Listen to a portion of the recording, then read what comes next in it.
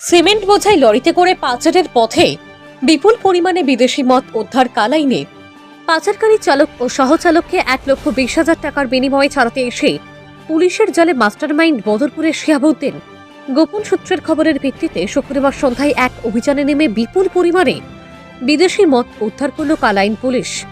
জানা গেছে, লরি চালক এবং সহচালক তাদের কড়া কৌশলে দিগরখানে থাকা পুলিশের নাকা চেকিং গেট ফাঁকি দিয়ে আসলেও কালাইন পুলিশের চোখে ধুলো দিতে পারেনি সিমেন্ট বোঝাই লরির ভিতরে করে মিজোরামে পাচারের পথে কালাইন লক্ষ্মীপুরে কালাইন পুলিশের হাতে ধরা পড়ে বিপুল পরিমাণে বিদেশি মদ। পুলিশ সিমেন্ট ও মাদক বোঝাই লরি বাজেয়াপ্ত করার পাশাপাশি আটক করে মাদক পাচারের সাথে জড়িত লরি চালক ও সহচালককে।